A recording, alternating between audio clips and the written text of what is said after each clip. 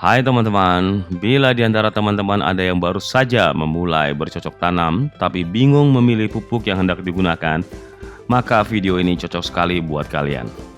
Dan juga bagi teman-teman yang sudah berpengalaman, siapa tahu bisa mendapatkan satu atau dua masukan dari pengalaman dan video yang saya share ini. Mari kita mulai dan jangan lupa klik subscribe dan nyalakan loncengnya.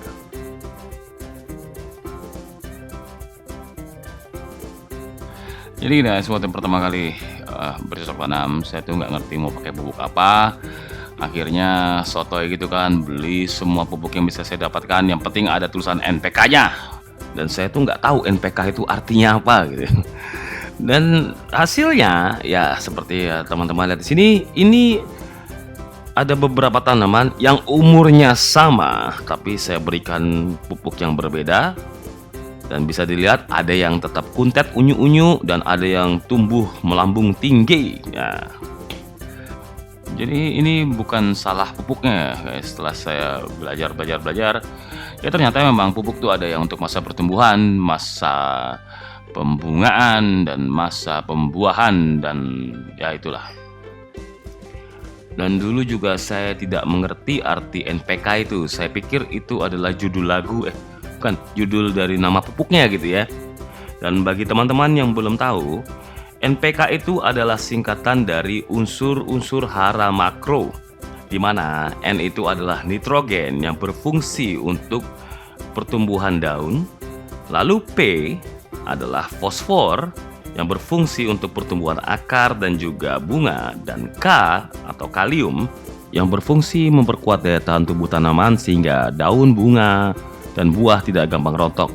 Selain unsur hara makro, tanaman juga membutuhkan unsur hara mikro.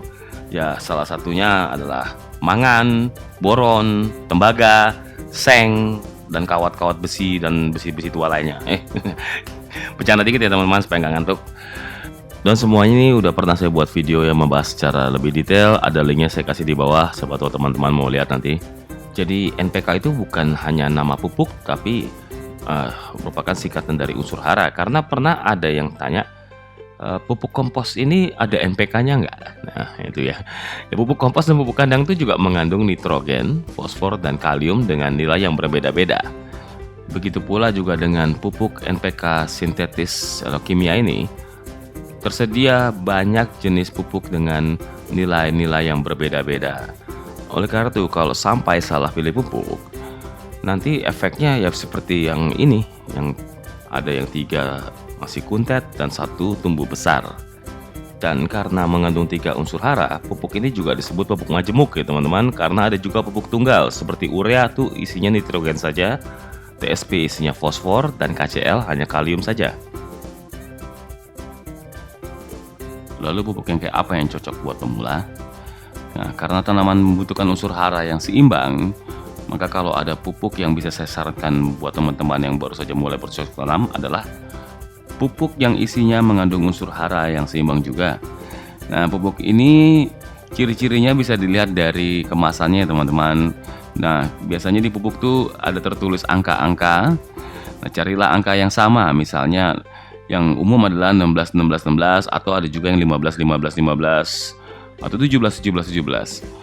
Nah, di sini angka 16 itu maksudnya dalam setiap kilogram ini mengandung 16% nitrogen, 16% fosfor, dan 16% kalium.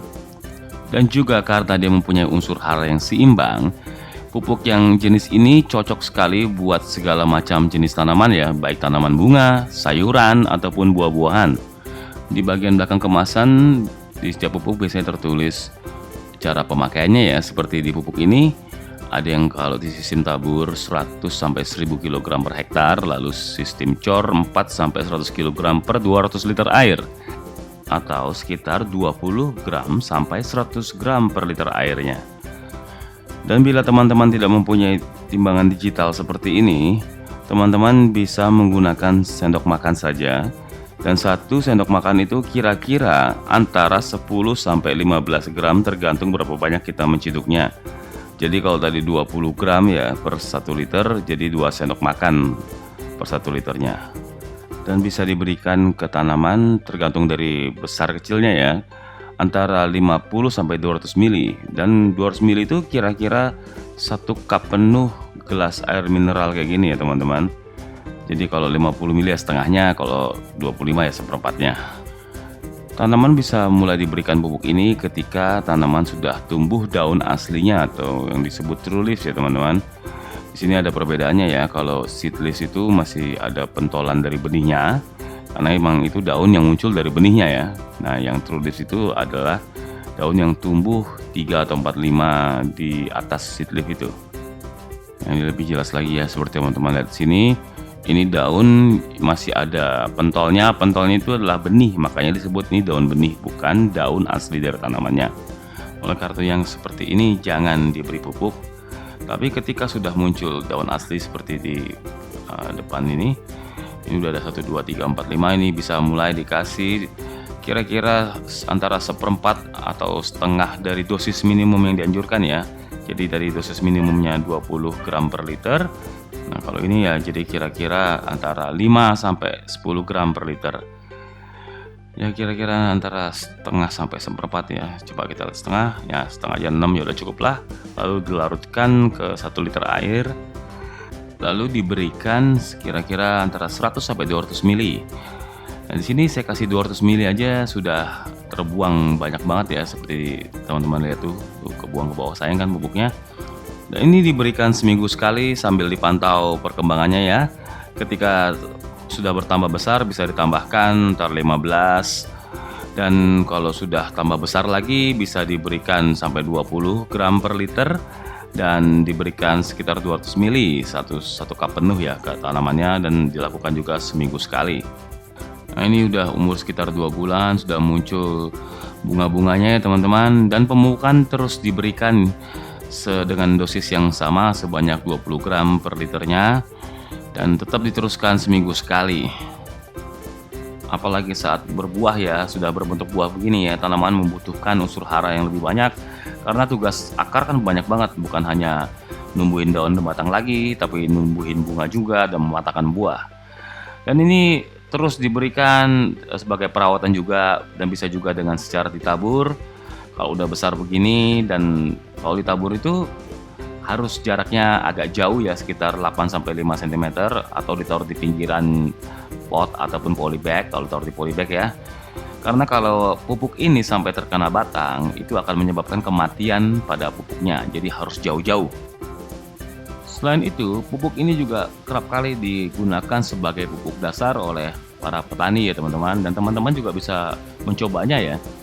Jadi dengan mencampurkan sekitar 2 sendok atau 20-25 gram ke dalam pot ya, lalu diaduk-aduk dan ditimbun dengan tanah lagi, dan dibiarkan dulu sekitar 3-4 minggu. Jadi ketika tanaman sudah siap pindah tanam, tanaman sudah mempunyai tempat yang isinya penuh dengan unsur hara yang berlimpah. Oke teman-teman, demikian sharing saya kali ini, dan semoga ini berguna buat teman-teman yang baru saja hendak memulai bercocok tanam. Dan hanya dengan menggunakan pupuk ini saja, teman-teman sudah bisa menghasilkan hasil yang baik. Dan yang perlu diingatkan ya teman-teman, apalagi sekarang lagi musim hujan, kalau tanaman ditaruh di luar dan kena hujan, tanahnya basah, jangan diberi pupuk. Karena kalau terlalu basah akhirnya tanaman akan kekurangan oksigen dan akar membusuk dan daun rontok, dan akhirnya berujung pada kematian para tanaman. Oke teman-teman, sekali lagi terima kasih atas perhatiannya, dan bagi teman-teman yang punya tips lain bisa di-share di kolom komentar. Dan bagi teman-teman yang sudah subscribe, kami ucapkan sekali lagi terima kasih. Dan bagi yang belum dan baru datang bisa mendukung kami dengan subscribe channel ini dan share-nya ke media-media sosial lainnya. Dan jangan lupa juga memberikan like pada video ini, karena dengan memberikan like, algoritma video ini akan naik dan akan direkomendasikan oleh YouTube kepada teman-teman lainnya yang sedang mencari info yang serupa. Dan di video mendatang kami juga akan membuat video mengenai pupuk-pupuk lainnya yang bisa dikombinasikan dengan pupuk ini, sehingga bisa memberikan hasil yang lebih baik lagi. Terima kasih atas perhatiannya teman-teman, dan sampai jumpa.